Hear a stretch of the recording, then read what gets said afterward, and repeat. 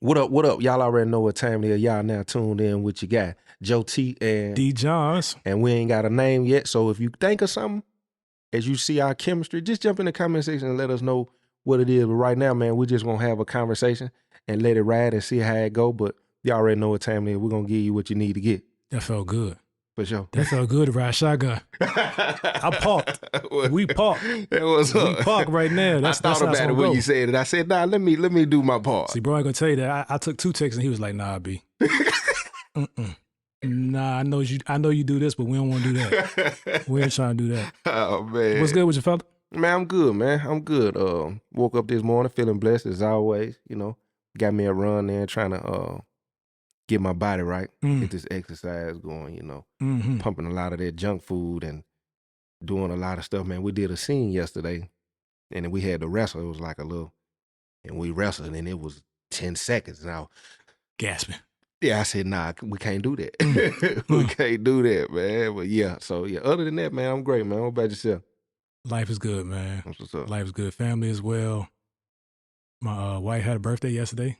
She is 40, man. You know what I mean? 40 years old. I seen that. Yeah, looking great, man. And that's my focus this year, man. I mentioned it. I haven't mentioned it in this setting that my wife went back to work because I came out of work. Not that it was planned, but I came out of corporate. And things got to where they got, and she bit the bullet and went back to work. So I'm trying to bring her home this year. That's what's up. So y'all got to like, share, and subscribe. Run this joint up to the top. Man, for real, run it up. Not because of that, but because of that. But anyway, man, life is good, man. 5 kids that they all woke up today.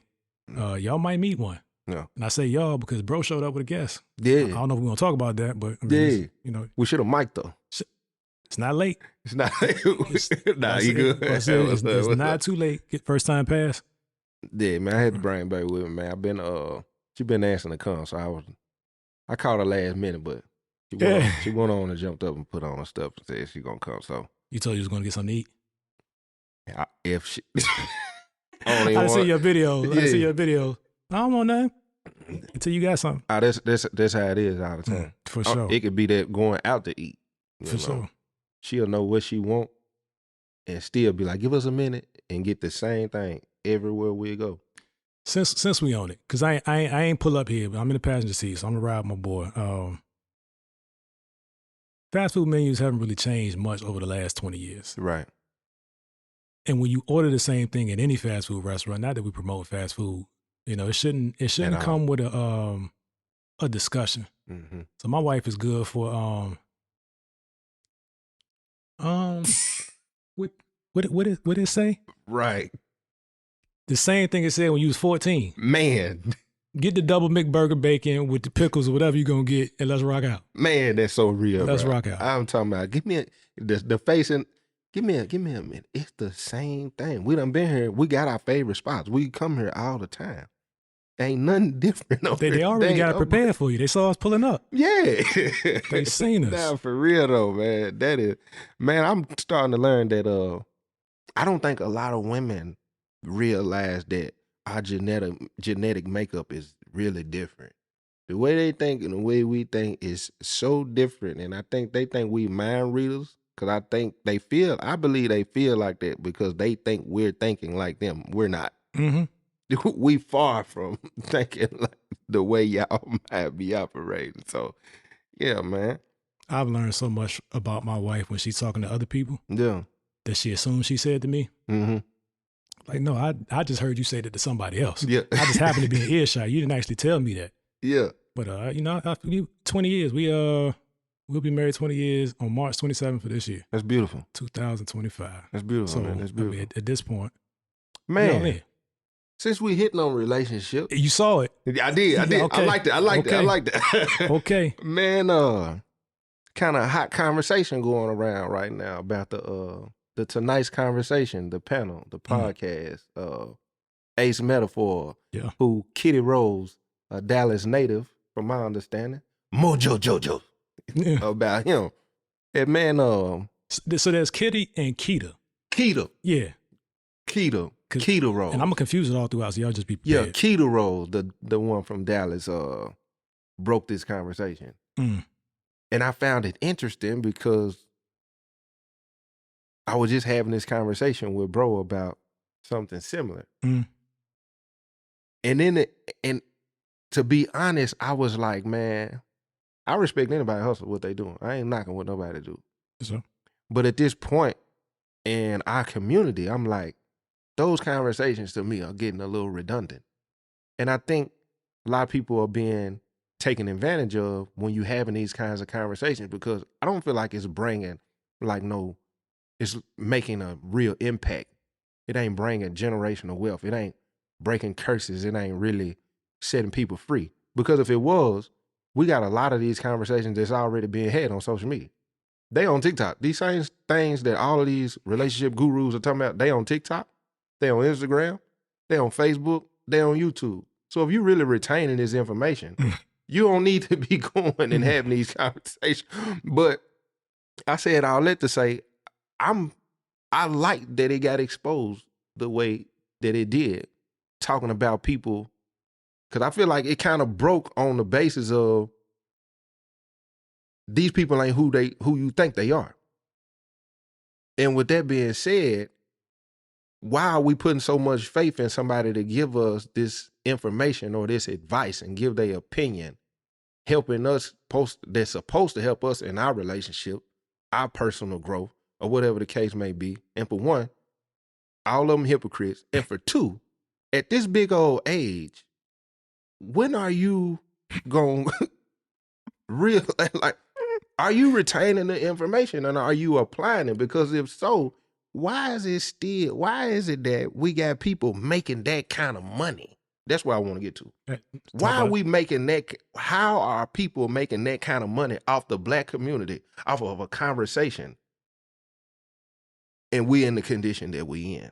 Yeah. The money is money too. Yeah. Like, really, really, really get into it. Yeah. It's not my business to pocket watch, but got a great model. Like you said, you can't knock anybody's hustle. The interesting thing is that people can typically help you get to where they've been or where they are. And when you look at the people, you don't typically want to be where they've been or where they are, but you're still showing up to ask them how to get to where you want to be. So that's often weird, man. I look at a lot of things for entertainment value, so I get it. Like the way that the questions come, the theatrics, the pairing of, the guest host and all of that. I get it. It's entertaining. But I think that there's a disconnect between it's the whole My Life, Your Entertainment.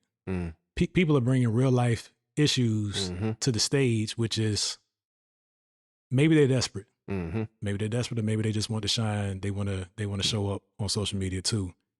But some of these things that people are saying, I'm just like, what about this group actually makes this an appropriate question for you to take serious?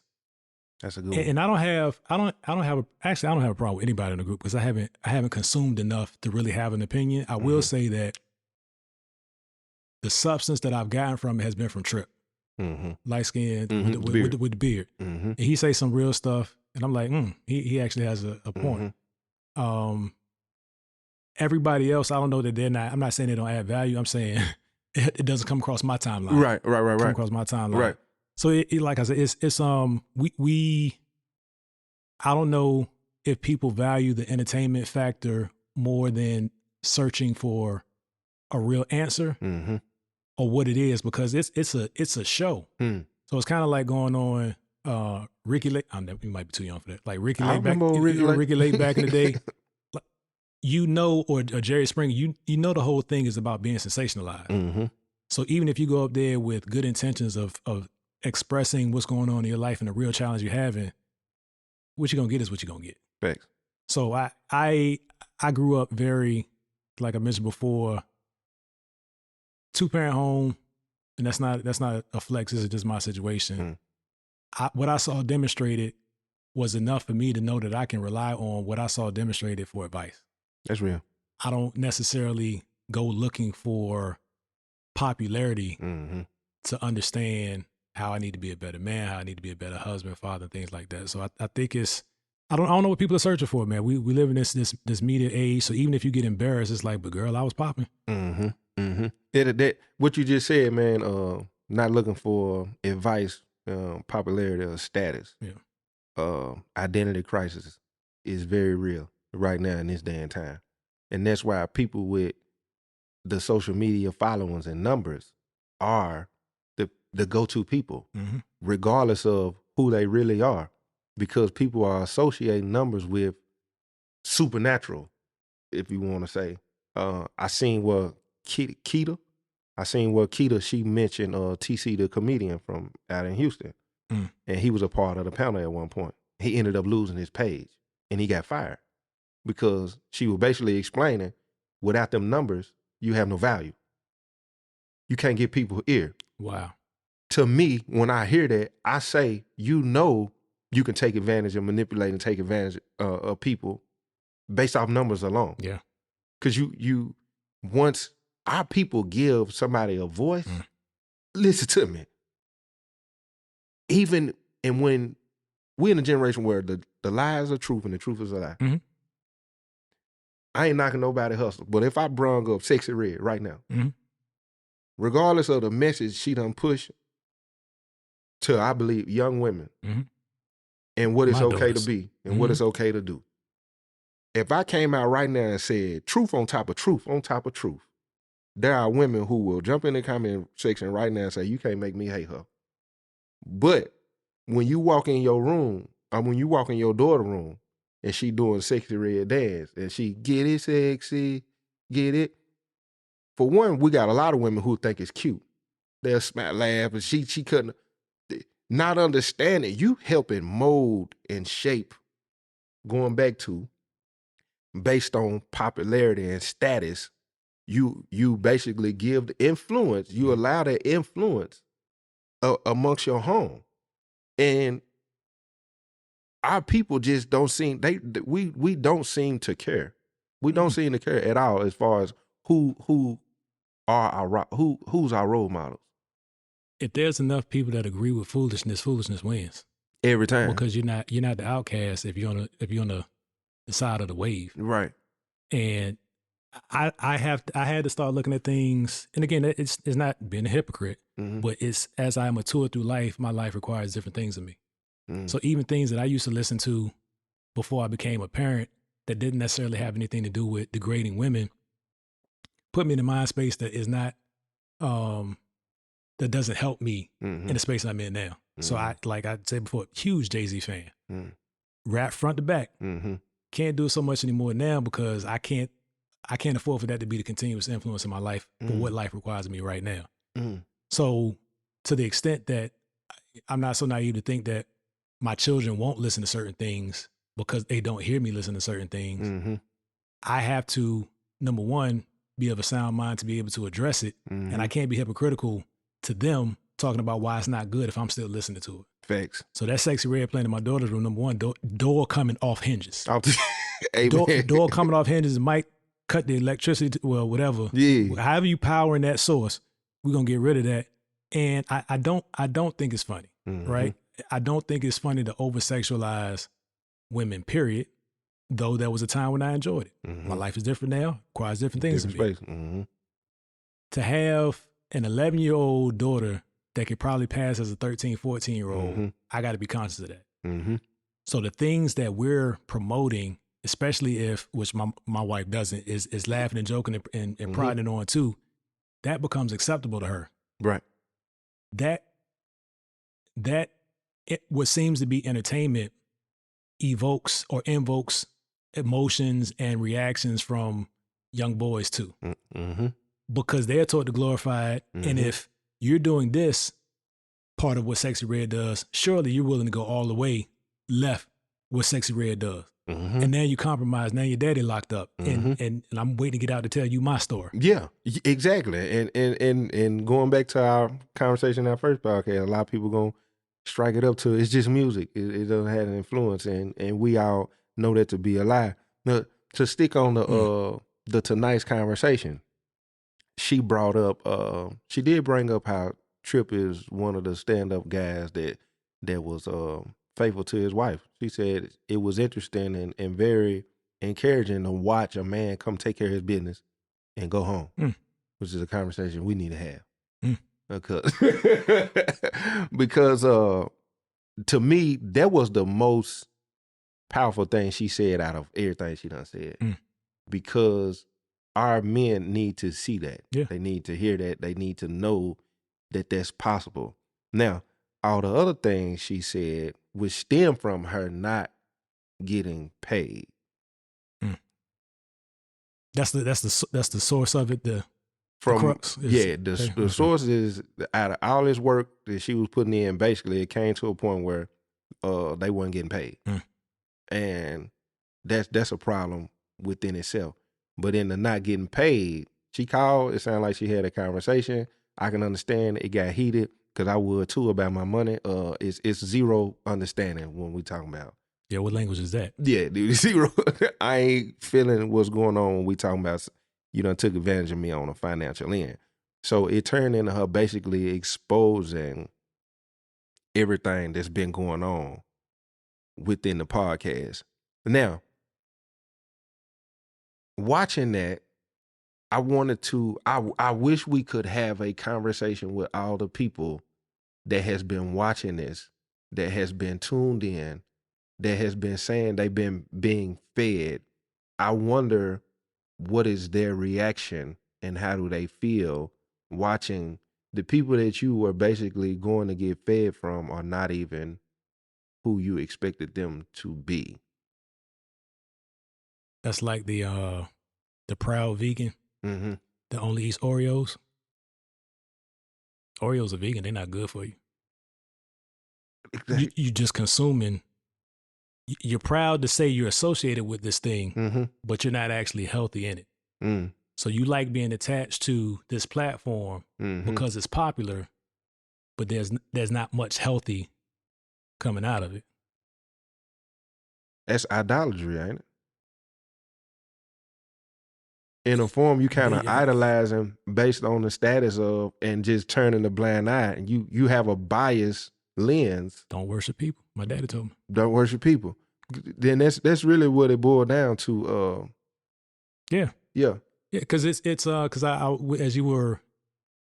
as we saw the discussion, I'm trying to think of like, what is the outrage, the fact that they broke up, or is the outrage the actual content and what the content is actually doing to the community? I'm glad you said that, because I think for me, this is what the issue was when I heard it. The issue was what most people do. Why did you wait to expose it? If you knew all of this was going on, why didn't you bring it up on the spot? Why was it a deal breaker once? Hold on, you ain't getting my money. I know all these things. I'm finna tell everybody. Versus now on an integrity end, I would have been disassociated myself with what I know is not what people think really is. When she said it was some women who walked up and asked, and she was like, yeah, these men, they straight, they love their wives, they go home. And she said when Ace Metaphor walked up, a woman, his wife asked her, what about him? And she said, oh, he's a great husband too. But she didn't have the courage to tell her the truth right then and there in front of. And if you know you have to make them kinds of compromises that you know you deep down inside, then why keep associating yourself with that? And then you didn't want to expose it until you wasn't getting paid. Self-preservation. That's foul. Yeah. I mean, well, I get it. I understand the business aspect that you done signed NDAs, you know what I'm saying? There's certain things that probably was already in play that you couldn't do, or this and that. But at the same time, that's showing you cool with deceiving your people too, though. So is it and this is a wild stretch. Is it akin to throwing the Cosby Show away because of Bill Cosby when the show was good? If Alicia Rashad knew all this, if Alicia Rashad came out now and said during the Cosby Show, I knew A, B, C, X, Y, and Z the whole time. Well, you didn't turn that thing. I was talking about do we throw the baby out with the bathwater kind of thing. Like if there's something that provided value and then you find out something associated with it was of evil, but you've already gotten value from the thing. I'm gonna shoot straight at the black community with this one, and I ain't gonna go back and forth with them. Ain't no baby to throw out in the bath water if we didn't retain the information and reply and apply it. We could say the Cosby Show was whatever. If our households as a collective whole, as a majority, didn't come a reflection of, if they tried to snatch the Cosby Show right now, the black community would go into outrage. But the question is, same thing with Martin Luther King movement, same thing with Malcolm X movement, Marcus Garvey, Rosa Parks, Harriet Tubman, anybody you want to name in history that you consider a hero, a show, a rapper, a entertainer. If you have not tried to display and become a reflection of what this is you strongly believe in, a reflection, why you in such an uproar? That would be the first thing, the charge I would put on people. You know what I'm saying? Ain't no sense in you trying to defend the Cosby Show if your life ain't a reflection of the Cosby Show. Ain't no sense in you feeling some type of way about the Tonight Show when you go with a ace metaphor, you married an ace metaphor. You don't care to apply the information. Right now, with the Trump situation, when he came out and black folks thought he was getting rid of the equal when it came to the job thing and the DEI thing, and they had it misconstrued as to what it really was. You went in an uproar. Uproar for what? You ain't tried to become better or put yourself in a different position. You just continue to want these handouts. You continue to want these handouts. You continue. That'll be the first thing I would have to say. Ain't no sense in arguing about should we throw it out if we ain't tried to become it. Yeah, I think what entertains us sustains us, man. We confuse what's actually valuable. Right? If I can laugh at it, it takes me out of a place. It takes me away from my situation, which is bad and negative. Misery loves company. So if I can go in here and be entertained by this person's hurt and the pseudo sound advice that they're giving them, we all laugh and joke and we had a good night, and we go home, nobody's any better for it though. So, I'm like I said, I'm a realist almost to a fault.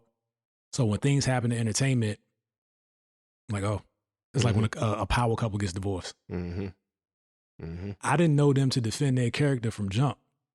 So I'm not surprised that what actually came out of their character ended the way that it ended, or it impacted this thing in a negative way. And that's not, what do they call it? That's not trying to be a pessimistic or. No, I feel what you're saying. Or just naturally thinking bad of people, but I'm not built to put my faith in somebody to that degree that I can't actually have a conversation with. Like if I was watching your videos and somebody asked me something about you before we started sitting down, I wouldn't have nothing to say. We sitting down, I got a little bit to say now. The more we sit down, I have a little bit more to say and defend, but I don't, to me, you were entertainment until you sat down here like, oh, this could be my brother. You know what I mean? That kind of thing. Yeah. I was explaining it to baby a couple of days ago about a situation. You really can't give your opinion unless I done built some kind of bond. I done been around you long enough. It's hard for me to be able to give my opinion and say what's what and this and that unless I done been around you long enough to do that. What in your opinion, what does a role model look like? A good one. How would you define a good role model? Somebody who's first aware of who they are, aware of their shortcomings, aware of their strengths and their weaknesses, and they're constantly working to be better. Right? You don't get to a place and stay at a place without working. So I would have to be able to, for me, a role model has to be relatable. I have to be able to see into your life. I have to have some insight into who you really are as a person, not your representative. So that's why I say I can't fall in love with an online personality for any reason. And it was the same to a large degree with any kind of entertainer, rappers, singers, actors, what have you. So I have to be able to see that you have the ability to fall, whether you fell or not, how you react to it. That's the information I need. I don't need the stories of all of your perfection. I need to know that you overcame this thing or you didn't. Here's what's happening and why. Here's how, wisdom for me is not necessarily from my experience. Wisdom is access to the information and me having the wherewithal to apply it before I have a problem. Right. kind of thing. So that's a big thing. Like you have to be accessible. Mm-hmm. So otherwise, I will seek information from people I don't know. Mm-hmm. And to the extent that the information works, cool. Mm-hmm. I'll vouch for the information. I can't vouch for you. Real. That's dope right there. That's dope. And that's gonna go back to upbringing. Mm. Would you say? Yeah, absolutely. Because like number one, I got great parents. Because the sound bites can sound like I had a terrible life. I did not have a terrible life. Mm-hmm. And I have these conversations. My dad is my biggest fan on the platform where I talk about the misses that we had in our relationship, Mm-hmm. the misses I had with my son, and so on and so forth. But they knew what they knew at that point. Mm-hmm. They know more now, but they can't retroactively tell me That's real. at my 12-year-old self that we got this wrong. Mm-hmm. And now 12-year-old, be different, be better. Mm-hmm. We're all growing at the same time. So they, like I said, they taught me, number one, I was confident that the answer was in the house. Yeah.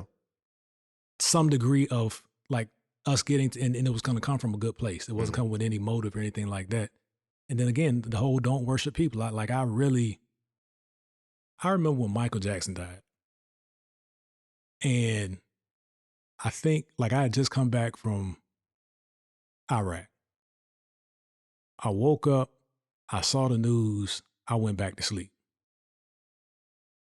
And that's not disrespect. I get where you're going. I'm already following where you're going. Any kind of disrespect, but I'm like, man, I can't, like, I feel for his family, people that were experiencing him in a way that were heartbroken by this.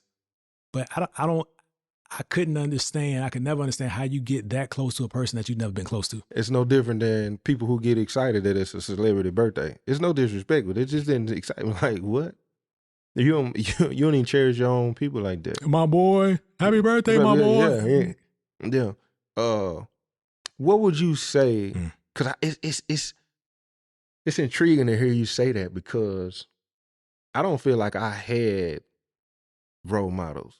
I don't feel like I had them go-to people. I don't feel like I had that kind of wisdom around me that eventually seeds that were planted started to flourish into what I couldn't understand then. Yeah.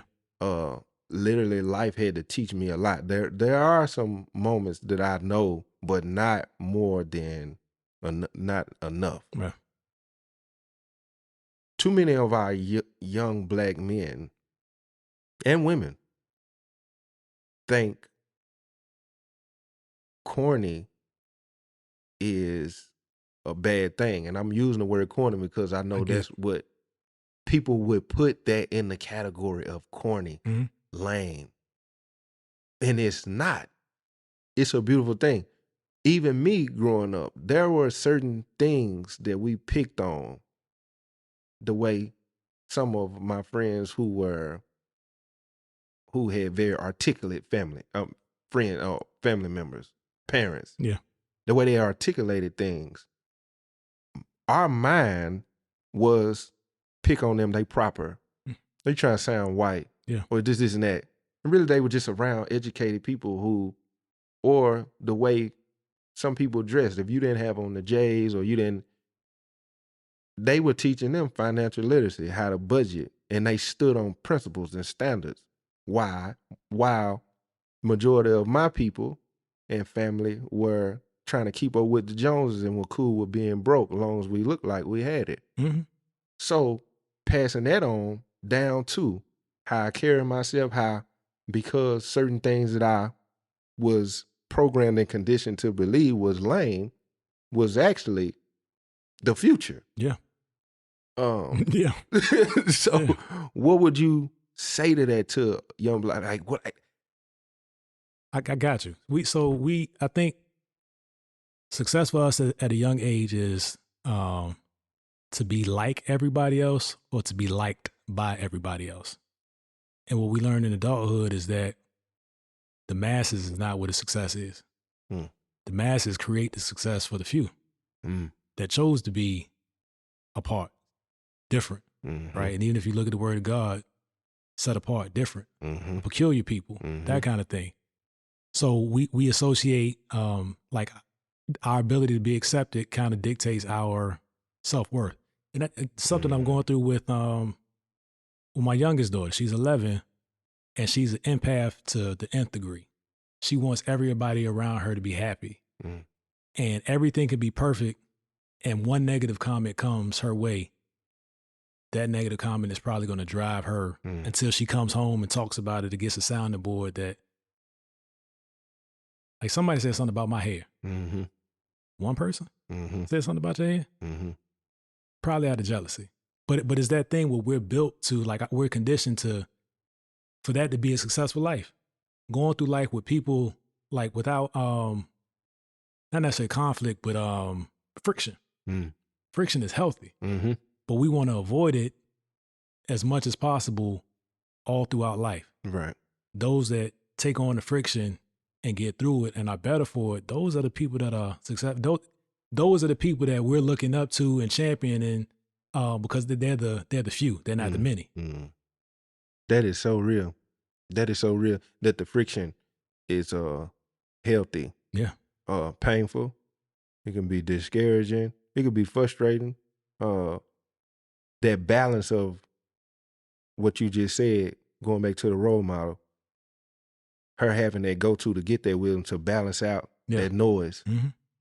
A lot of us don't have it, and too many of us don't believe in therapy to understand, to get a professional opinion or have healthy people around us to help articulate what that is, your unhealthy habits of how you respond to things. Watching my parents or friends, majority of us had the same response to everything. You talking crazy, it's violence, it's criminal. I honestly, even right now having this conversation, I can't pinpoint one healthy conversation to de-escalate something that I was thinking or something that I saw, how I computed it to my mind. I've never had nobody try to explain to me what you just said. They could be jealousy. They could be envy. They can be, you know what I'm saying, that person just don't understand where they come from. You don't have to. I didn't even have those kind of healthy dialogues to help me put things in a different perspective. Like everything and everybody was on the same accord in how they responded to everyday life. One interesting thing you said about therapy. We got to be careful what we call therapy. Like I believe in it. Like if it's a professional and it's a fit, because I don't think every professional therapist fits your situation. But when you find one that works, you know that there can be great results. But back to tonight's conversation, some people are actually looking at that like it is therapy, like relational therapy, and I think that's very dangerous because it desensitizes you to the actual professional information or approach of it. Therapy is not finding something that satisfies you that takes your mind off of whatever is troubling you. Facts. Therapy runs into the trouble and helps you navigate how you get to the other side of that. Man. So again, I think we're confusing and conflating like these popular platforms, because Ace Metaphor is not the only one. Ace Metaphor is successful and popular, which is business sense is great. But I can't blame Ace for doing what people want. Right. Which is the same for music, movies. Like we got the feedback. Or what about movies and yet we haven't got to that yet. But yes, it's not just music, but all of these things cater to a market. Yeah. Us as the market have to change what we want. Ooh, that was heavy. So, I've spoken on my lives a few times about social media and having a consumer mindset. Like somebody could catch a wave and just they become popular. That voice is so powerful. Yeah. It don't matter what they saying or what they doing. Right. This is trending. This is what everybody's on. This is who everybody listening to, and whatever they saying is law. Yep. It's law. And I've honestly, bro, I've checked myself a few times in that.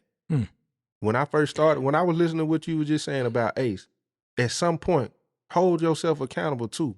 Because you know when people are just locked in based on those things. When I first started selling them books, bro, I was selling 1,000 books a month. And I could go live for an hour and make about $1,000 on live, and I was doing it twice a day.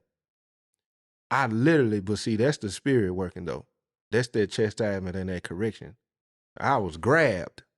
Now, you're running off. You got the gift of gab, and you mixing it in with what could be beautiful. Yeah. And you making money. But at the same time, in your heart, you know you're taking advantage of sheep. Sheep are the most gullible animals on the planet. And then knowing that, you need to check yourself at times and say it's not right to do. Create, and you can easily balance that with actually giving something that will actually help people versus continuing to take their money and you know they gonna stay in the same condition. And bro, I've been doing this for 8 years. I've had plenty of people reach out to me and say it was something that I said or that helped them or this, and that. But it has become, that's why I said now I want to be more accessible to people. Yeah. Because I be wondering, other than my words that may have got you through the day or change it, what can I do to actually impact your life? All right, so that sounded great, so eloquently laid out. But let's be real. Mm-hmm. Like, how do you avoid the God complex? Because it has to be a rush. I know the rush I get when you collaborate with me and 15 people like my post. I'm like, ooh, I'm up. But to have that kind, it's more than 15 people. I feel you. Especially if you like it, share and subscribe. To have that kind of command of people's attention and their intention, how do you avoid that being like drifting into the God complex? It's because you right there with Ace now. Yeah. Power is power. Yeah. I think what mine is the vulnerability. I will bear all. I'll tell it, bro. And that's to free me. Cause I don't, for one, I know when that happens, your mind could try to convince you that you some kind of supernatural, untouchable person. Second thing is warning come before destruction. You can be sensing something or feeling something. Ace probably felt it before she done this. Correct it. So accountability is major with me. I could be feeling it. And you right, bro. If I'm gonna keep it 100, it do feel good to see notifications. It do feel good to see messages and people telling me it feels wonderful. Mm-hmm. But I know you live by their praises, you'll die by their rejection too. I know not to get beside myself and believe that it's these people, letting these people put me on a pedestal and staying connected to him. Mm-hmm. And I'd be sitting in line and saying if that wasn't hard to do, because it is, but I have a pattern of doing so. I know you feeling too. I'm doing it now. I've been doing it the last few days. Like traps is going good, platform is growing, more money is coming in, and so I want to spend more, I want to do more, I want to make more posts, I want to see more notifications, all this stuff going on in my head. You getting the more response, you reaching the masses, and people love you, and people saying this, and people saying that. I know to sit down. Because if you gonna keep riding and you're gonna get too far, and then you gonna forget the whole purpose, and you gonna lose who you are. You're gonna lose it, man. What's the scripture? It's harder for a rich man to get in heaven. Mm-hmm. And the young rich ruler, the one thing he didn't want to do, he said, I got everything. Camel to pass through an eye of a needle. Yeah. Mm-hmm. He said, I got everything. He asked the Messiah, what? He said, man, go give away everything that you have and follow me. My man said, no, I can't do that. And I mean this with all my heart when I tell you, bro. If he told me to give it all away right now, I'm gonna give it away. This here. The car, the furniture, the clothes, because I watched them started with nothing. I watched started with just the books and 10 outfits for a whole year, no car. I watched it. If he asked me to sacrifice it, I have to be willing to do that at any given time. Because the journey with the Most High ain't always about the climb and just having things and getting more and more and more and more and more and more and more. The more and more and more and more and more, to whom much is given, much is required, is the more the fruits of the Spirit. the more patience, the more long suffering, the more gentleness, the more kindness, the more love, the more peace. And if you climbing a ladder and those things ain't lining up, who raising you up? True. So that's true. That's the best way I can answer it for me. I'm always curious about how people get bigger than the program. Mm-hmm. And because I've never been there, like the highest I've been, well, I mean, you know, toot, not to beat my own home, but God allowed me to lead an organization where typically the leader didn't look like me. Mm-hmm. And the last leader that looked like me got caught up in some wild stuff. Mm. And they thought he was my mentor. They associated with me. They didn't associate me with his behavior, but he was always championing me. Mm-hmm. So when he got removed, it was really like, okay, D, what's that? Like, who was you riding for? There was nothing to suggest that I was, what he was doing, I wasn't even aware of, which was wild too. But anyway, my point is, when you have opportunities to see things from a certain vantage point that many don't get, I think it allows you to be more appreciative of the entire process and the journey, especially when that rug is pulled from under you. Mm-hmm. Luckily, I didn't fight or use any kind of corrupt approaches to get to the top. Mm-hmm. So I didn't feel any kind of way when I was no longer at the top. That's real. Like I didn't have to look at anybody's face with regret. That's real.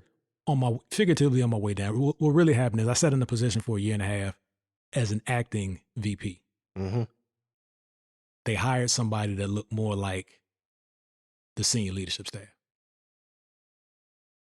Which, if you poke me enough on another episode, I'll go crazy into that. But noted. But for real, it's something about. So even things like that made me look at like the Trump approach different. Mm-hmm. And it's not that I agree or support 100% of what he's doing. I understand what it is to make decisions that aren't popular. Mm-hmm. When you come in and the CEO says, I need your $1 million budget reduction through people by Friday. Mm-hmm. These are people that you look at every day. You know, they got families. They know, isn't that, you know, you're not getting let go, at least not right now, because if you're in the conversation, you're probably not letting go. Right. But you're making these decisions. Like, that's a very real and heavy thing. And if you're human, if you stay human, that stays heavy.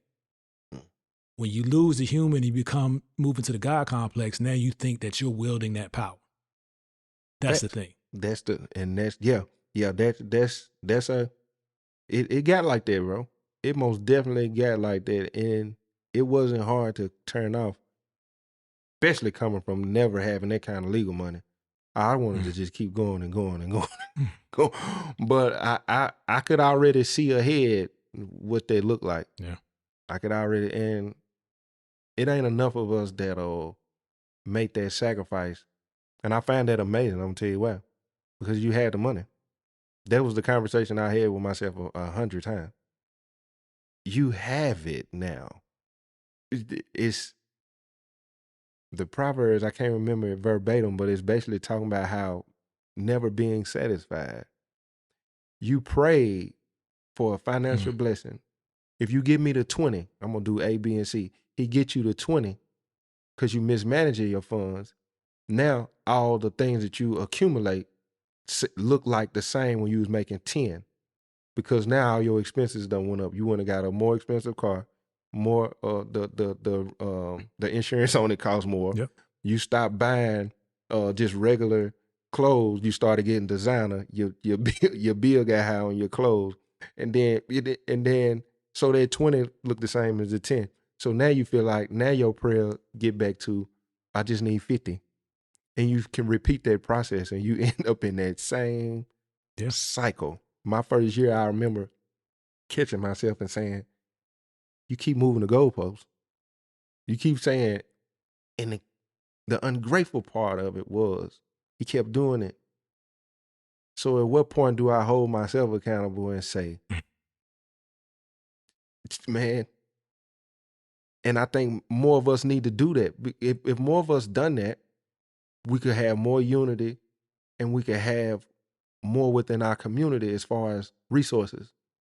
Because at the point you making $500,000 and you're in a position, you can get the loans, you can get the property, you could get the land, you could get, and then on top of that, your networking is looking access to people and information. It's completely and resources. Different. So why allow that greed to consume you to that point when you can allow that to flow down to everybody to put everybody in a similar position? Mm-mm.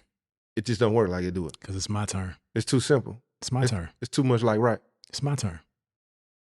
The person you was envying had a turn. The person before them you was envying had a turn. The person they was envying had a turn. That's how we look at it. And we're going to ride that turn until what? Until God turn it off. Until or the enemy. And then you seek him. And then you seek him. And then, or you realize like he did the king, man. He took you allow the enemy to take you up on that high mountain and show you all the kingdoms, man. You bow down and worship me. You can have them. And you did, and you got the blessing tied up wrong with things, and you said that was the Most High, and the whole time it was the enemy. Yeah. And then when you come down to that despair and he crushed you, now you crying out to who it never was in the first place. That's something we gotta talk about is how the devil blesses too. Man, listen, this is what most people need to keep in mind.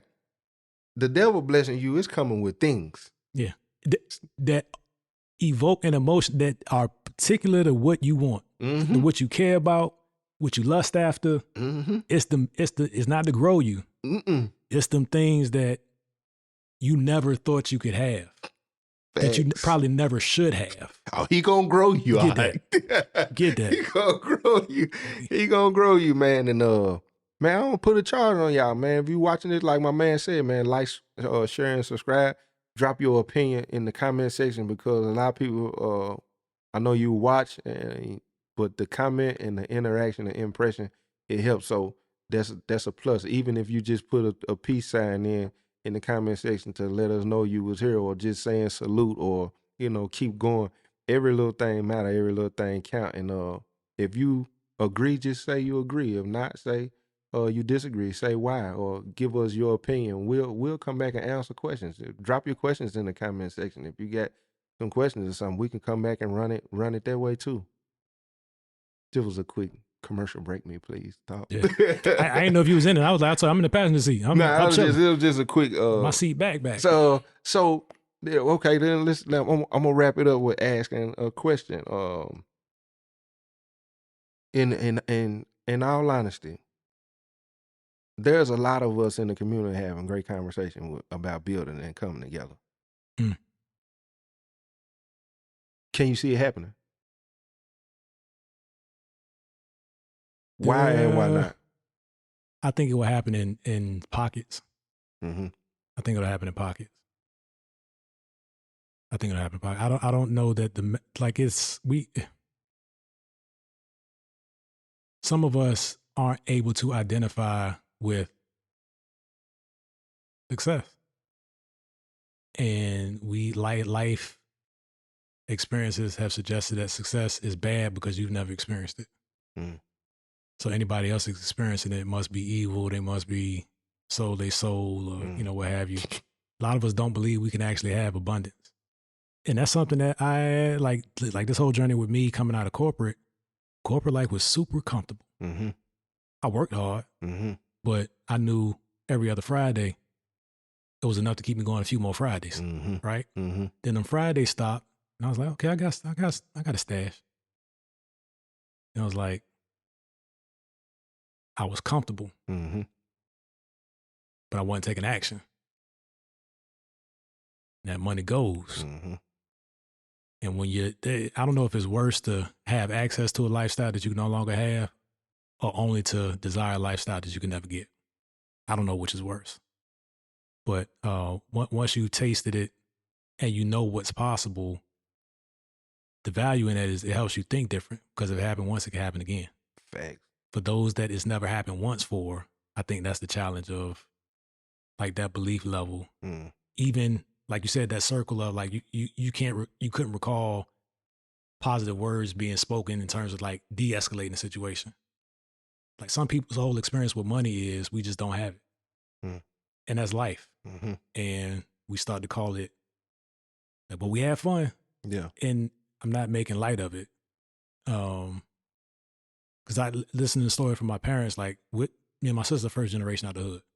My dad told us all the time about how they didn't know they were poor because everything around them looked the same.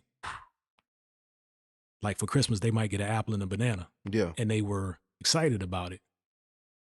Like the life I lived, I couldn't even imagine like I was probably so ungrateful. I'd be like, why would you even do that? Yeah.